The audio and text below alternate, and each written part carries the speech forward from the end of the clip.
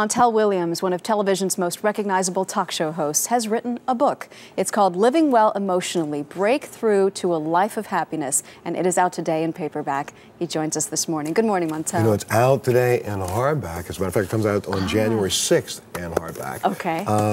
This is my 8th book. This will end up hopefully being my 5th bestseller. And I wrote this book because a lot of people understand, you know, I have MS, and I suffer from MS, and one of the main symptoms of MS is depression, and a lot of people talk about depression, and I really sat down to write a book about how to journey through and navigate depression, but ended up understanding that it really has nothing to do with that. It's more about how to figure out how to gain some happiness in your life. And so the research flipped the corner, and we started really looking at this, and I started thinking about it really hard and came up with a couple of paradigms that I use in my own life that I thought would help other people. Because, you know, about 9 years ago when I got diagnosed with MS, I attempted suicide twice, wrote about it in my book, Climbing Higher. I took a journey for about 7 or 8 years with people telling me, oh, you're depressed, you're clinically depressed, take this, take that, take this, take that. And I started realizing, I started living down to that expectation that I was depressed. It was almost like a badge of courage across my chest. Montel's depressed. No. Montel just needed to figure out how to regain some happiness and deal with life and deal with normal things that take place. And as soon as I learned how to do that, I decided to share it with other people. We hear you say that you were depressed.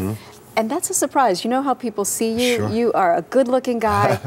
You hope this will be your 5th bestseller, successful TV career. Yet in your book, this quote struck me. I am a 52-year-old bald-headed black guy who is looking for work. In the past year, I've been fired from my job as a TV talk show host for 7 years. I have a disease. 17 years. 17 years.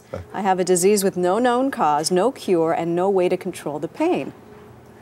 And I lived through that. But at the same time, you know, my issues are no greater than anybody else's in this country. Right now, we're living through what we're calling an economic depression. Now, truthfully, this economic depression was really kind of triggered by a national depression, psychological depression. We've not admitted to half the issues and problems that we've had. We've been dealing with war for 10 years, walking around trying to figure out how we're going to elevate everybody's lifestyle. No, what we should be figuring out right now is how to fix this. If we can fix what's going on in here, with the majority of us, I think we can figure out a lot of other ways to fix a lot of other problems that we have. There's no one who can tell me that a positive outlook doesn't matter. My mom has MS like you, and she's my model. I mean, she stays positive, and I see the difference in her from it. The great thing about this book is I and Bill Doyle, who's my co-writer, researched some of the greatest minds of this century, some of the most recent research that's out there right now about how you can actually define happiness. And you know, happiness is really something that we have more control over than we think. 50%, you're born with a quotient. About 50% of that is locked in. You will have a